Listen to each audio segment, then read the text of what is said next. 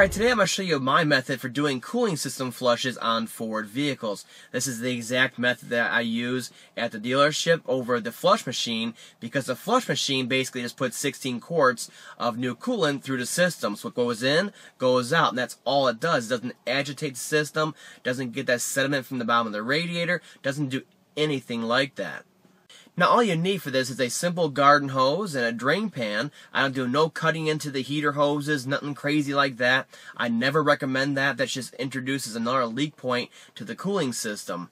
So we're going to go ahead and get started here. It's a very simple procedure, but there are a few steps and a few precautions you want to take, so I'm going to walk you through it right now.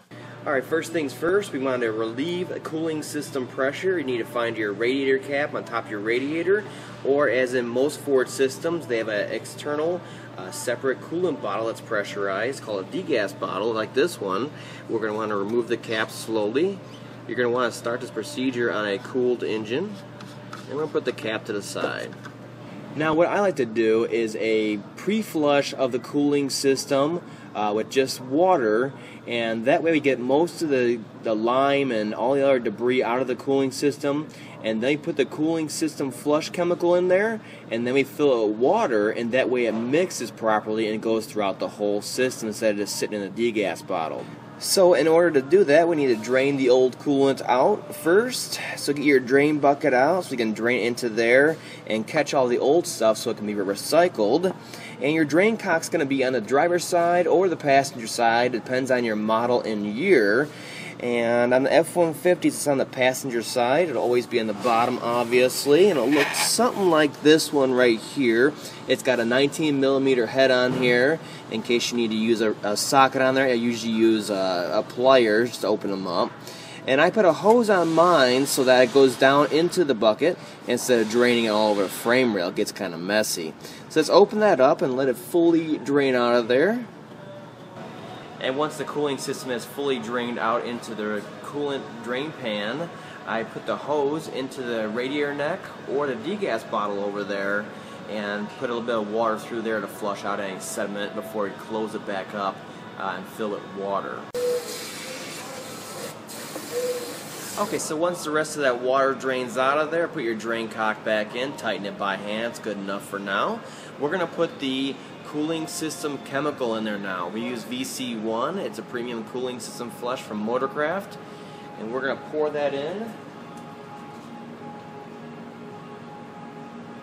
first.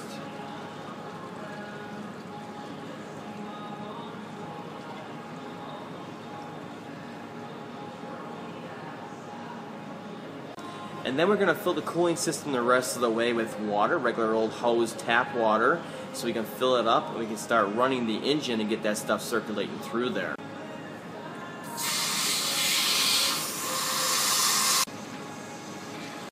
Now once you have it filled back up with water, start your engine and watch your level on there, because it's bound to drop with some air pockets in the system.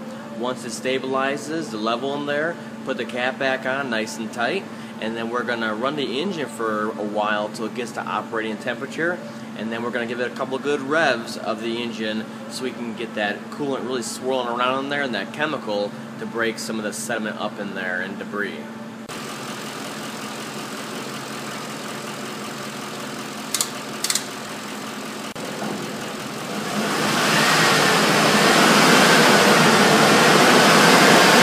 And now that we're at operating temperature, we have heat coming through the vents. Make sure you have heat coming through so we know the coolant is flowing through and there's no big air pockets. We can start revving the engine in park. I say between 2,500 and 3,000 RPM.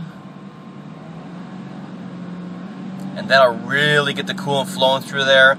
And of course, it's important to have that temperature up, because then the thermostat is open and we have full flow through the block and everything in there. Try to really stir the sediment up and break up the rust in there and scale. And a rev like that once in a while is good. Kind of agitates it in there. And do this off and on. Let it idle here and there for about 10 minutes. You can let it idle for a while. come back to it. And then we're going to start flushing out that chemical and all that broken up sediment. Now after that 10 or 15 minute cleaning process of revving the engine every once in a while, idling and revving and agitating, let it cool off a little bit, turn the engine off, let it cool off a little bit, and then we're going to pull the cap off on here very slowly. There's going to be pressure, it's going to be hot. We're going to put it to this side again. And then here comes the dangerous part. We need to put a regular garden hose in the coolant bottle or radiator neck. We're going to have it opened up so that it constantly is filling it till it overflows just like that a little bit. And then while the hose is flushing, we're going to have to come over here very carefully and pull that drain cock out of there. All the way out of here. It's very hot. And once you get your drain cock out of there, it's fully flowing, you get your hose constantly filling, we're going to start the engine, and we're going to let all that new water go through there and try to flush out as much as possible. And if it's too hot to get to, you can just open the drain cock, let it fill through, the engine will eventually cool down enough where you can get down in there, it won't be so hot like it was before with us revving the engine and such. Now during this process, you're just going to want to leave the engine at an idle. Filling, draining, idle. There it goes. I was able to get down in there. The engine cooled down enough with the fresh, cool water coming in to actually allow me to get down in there. And we have full flow now. It's a little bit more of a forceful flow, and that's why I like to pull the whole thing out of there. Just make sure this whole time that you watch the temperature on the gauge and the cluster, and that you make sure this bottle is always filled. And you just basically let it run and idle until you're happy with what's coming out of the radiator. Make sure it's nice and clear. And then once it's nice and clear, let it run with the hose in it still for another minute or two, and then we can turn the engine off. Okay, we're going to go turn the engine off. I'm going to leave the hose in there. I'll wait, turn the engine off and let it finish. And then we're going to turn the hose off and let the system completely drain out.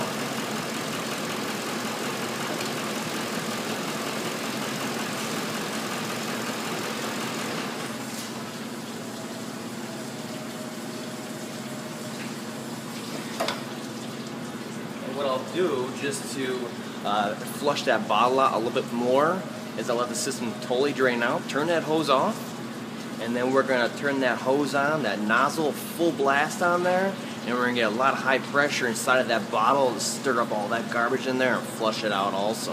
Give it one last power flush.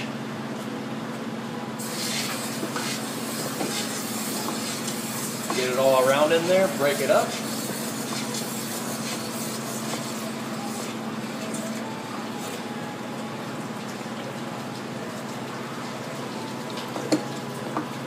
Let it drain out.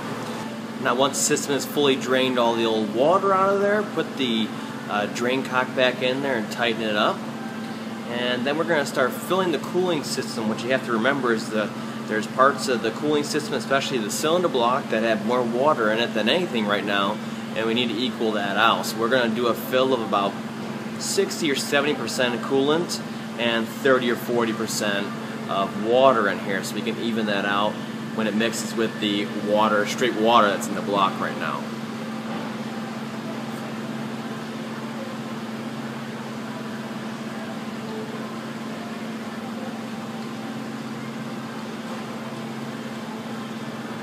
And it's always a good idea, obviously, to pre-mix before you start pouring it in there. And then we're going to start it and let it run at an idle until it gets to operating temperature, and constantly wash that bottle because it's going to keep purging the air out of there, and you don't want it to get too low.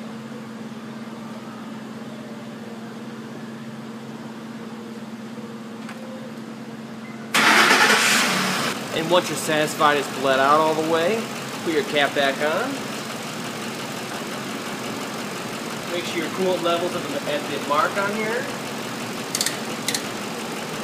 And then go for a road test to make sure that the engine does not overheat and that you have plenty of heat inside the cabin there coming through the vents. That'll tell you if there's air pockets in the system or not.